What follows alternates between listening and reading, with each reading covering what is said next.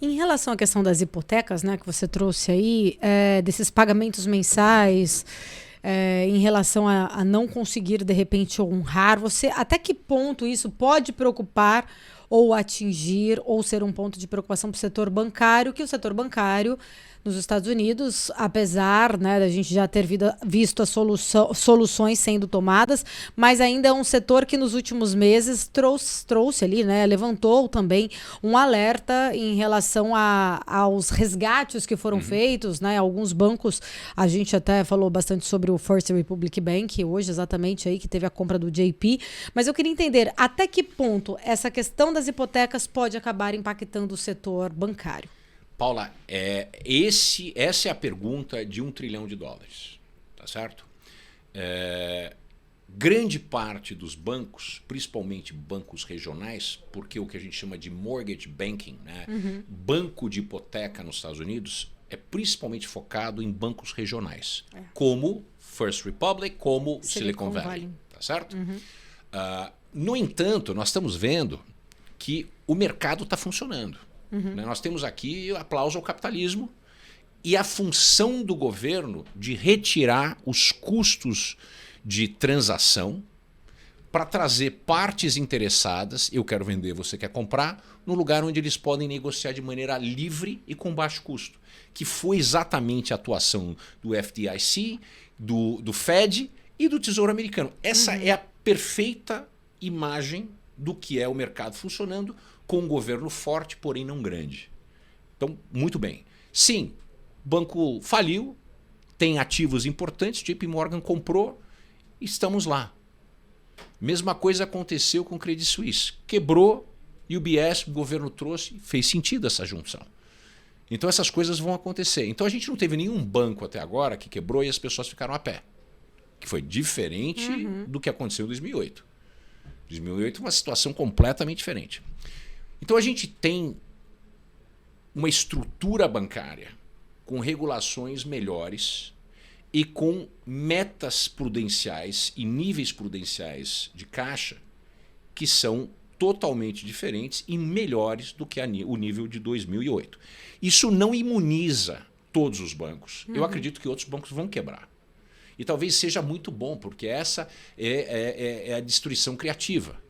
A gente vai acumulando e vai tendo menos banquinhos ou bancos mais fracos, e é um processo normal. Eu vou até pegar minha cola aqui para mostrar para você, porque eu falei o seguinte, eu sempre esqueço o nome dessa variável, e é uma variável que a gente usa muito e eu esqueço o bendito nome do negócio. Está aqui e eu vou falar para você exatamente do que se trata. Tá?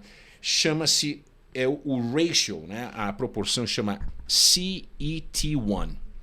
CET1, né? A razão de CET1, que é uma métrica da possibilidade do banco assumir um impacto sem quebrar de defaults em hipotecas. Tá. Então, hoje, nós estamos num nível, tá? Não sei se dá para ver, eu até gostaria de mostrar, mas a gente mostra. A gente, em 2008, estava próximo, abaixo dos 6% dessa... não grave. 6% desse numeral. Hoje nós estamos consideravelmente superiores na faixa de 12%. Quer dizer, nós temos um estoque de capital nos bancos, nós temos um estoque necessário para absorver, né, essa taxa de absorção. Se as pessoas pararem de pagar por uma razão ou outra, aconteceu o default, os bancos estão muito melhor preparados para isso. Agora, note o seguinte, que os bancos estão melhores preparados, a renda disponível, mesmo com o teste de estresse, ainda não indica que as casas, que os lares implodiriam. E a taxa de default atual é muito mais baixa do que a taxa de default em 2008. Então existe uma confabulação através de tudo que foi implementado desde 2008 para uma melhora do sistema bancário. Aprenderam com os erros. Aprenderam com os erros. Agora, é impossível ter uma hecatombe? Nunca é impossível. Então, a gente pode ter uma situação maluca, mas, por exemplo, que é uma coisa que a gente pode falar que é possível de acontecer. É possível que os Estados Unidos tenham que intervir na guerra da Ucrânia. É possível que a OTAN tenha que ocupar e ter uma guerra com a Rússia. Quer dizer, um cenário desse pode criar um problema muito mais sério com o preço de petróleo, preço de commodity, uma série de coisas. E aí a gente entra no mundo de hecatombe. Coisas parecidas com 2008.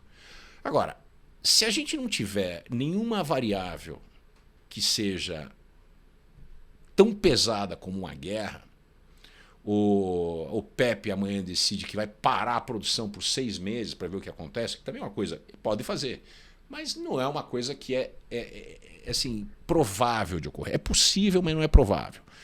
Eu vejo que os Estados Unidos devem entrar em recessão, essa é uma recessão necessária, é apertar o reset do relógio quando você está fazendo cronometragem, é o reset do telefone celular para a coisa dar uma chacoalhada e voltar à normalidade. Nós tivemos 13 anos de taxas de juro em níveis negativos.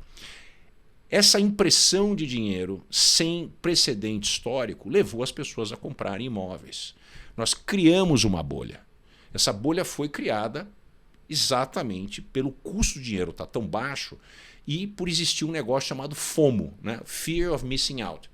Se você compra uma casa porque as taxas estão muito baratas, eu mesmo sem precisar de uma casa nova, resolvo que vou comprar pelo medo de não comprar o negócio, se apreciar e eu ter perdido uma oportunidade incrível. E isso pegou fogo nos Estados Unidos e em outras partes do mundo também. A Alemanha está na mesma situação, o Reino Unido tem uma situação muito diferente dos Estados Unidos. Lá podemos ter uma situação muito mais crítica do que nos Estados Unidos. Agora, a verdade é o seguinte, no Brasil a gente também tem uma situação parecida com essa. A gente está falando dos Estados Unidos porque é mais crítico para o mundo, porque depende da decisão do Fed. Mas no Brasil nós temos isso. A quantidade de casas, apartamentos que estão sendo construídos versus casas que estão sendo vendidas, gente querendo buscar, né? Só que nós não tivemos um crescimento exponencial do preço de aluguel, que deveria ser. Normalmente você tem uma relação entre aluguel e preço de imóveis. Se o aluguel sobe, mais pessoas compram casas, por quê? Não, o preço é tão alto do aluguel que eu prefiro comprar minha casa e fazer uma hipoteca. E quando sobe mais o preço do imóvel, o que acontece? O cara que é investidor, ele entra nesse negócio. Então, você vai tendo uma espiral. Agora, se você tem um acompanhamento de preço de imóvel, né, e o preço de moradia, que é o aluguel, não é problemático do ponto de vista de haver uma bolha. Você tem uma bolha quando existe um descolamento do preço do aluguel, o preço do imóvel do preço do aluguel. Aí você vê que existe atividade puramente especulativa, que era o que aconteceu em 2008. Muita gente ganhou muito dinheiro na bolsa, quis cristalizar em coisas físicas esses ganhos que são dígitos no computador, compraram imóveis de toda sorte.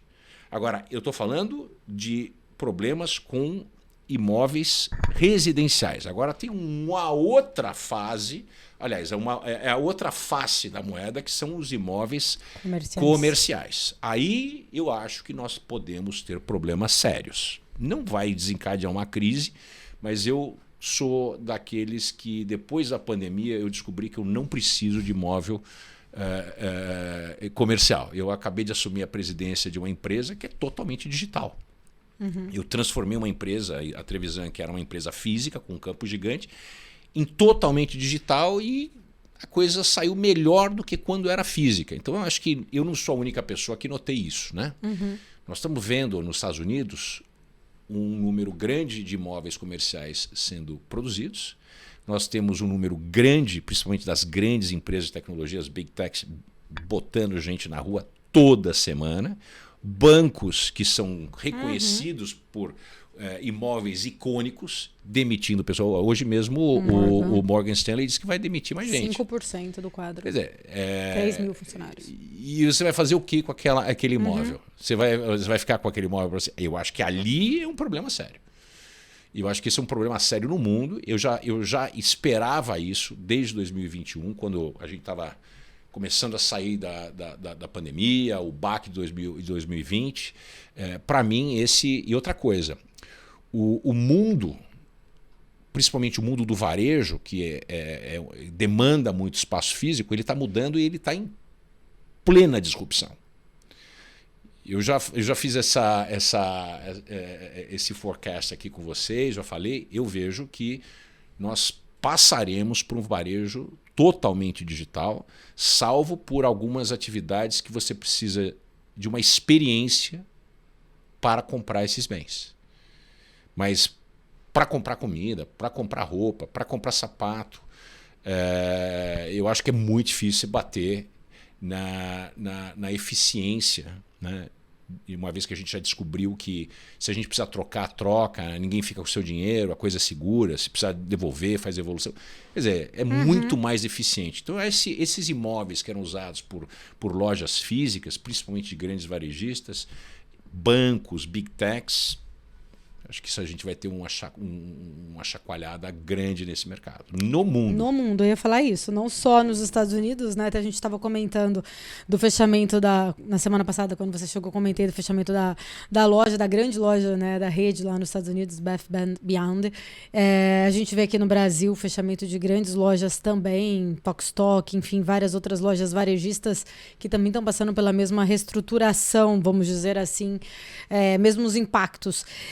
Pegando ainda desse gancho que você falou sobre o mercado imobiliário, mais do setor comercial, né? Essa desocupação desses prédios, qual que é o impacto que você enxerga exatamente? Aí sim pode haver, de repente, um estouro de desencadear uma preocupação maior em relação a essas hipotecas não serem honradas por empresas ou startups, enfim, que ocupavam prédios grandes e viram aí uma mudança, principalmente no comportamento do quadro de funcionários? O mundo de hipotecas, de lares, tá? de residências, é muito diferente e muito maior do que a hipoteca comercial. E o impacto do mercado imobiliário residencial, porque ele é infiltrado na condição da população pagar, comprar, sair de casa, tem um impacto muito diferente e muito maior do que problemas com o mercado imobiliário comercial. Obviamente, você tem empresas especializadas em comprar, né, buy and lease back, mas menos atividades nos bancos do que empresas especializadas nisso. Que elas compram o ativo, fazem um build to suit para você, coloca, né, nos livros dele aquele ativo. Tá? Obviamente que eles tomaram dinheiro emprestado para fazer isso. Né? Existe uma cadeia, uma ação em cadeia que acontece. Mas é diferente e menor do que se a gente levar em consideração o mercado imobiliário residencial. Né? O impacto é muito maior. Eu acho que pode haver uma crise nessas empresas, não diria que uma implosão, mas assim, uma perda de valor muito grande. Mas essas empresas sabem do risco de lidar com isso. Né? Elas entraram nesse mercado sabendo que pode haver uma desvalorização.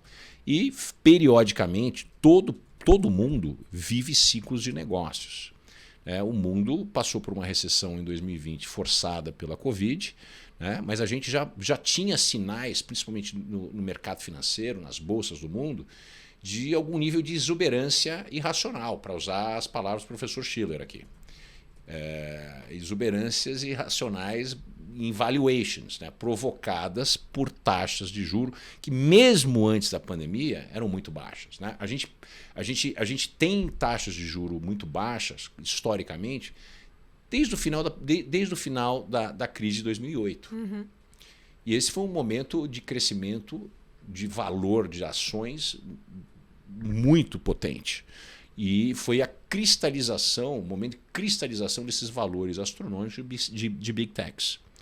Então, acho que é necessário haver uma correção para que a gente não viva sempre nessas exceções e a gente volte mais à normalidade.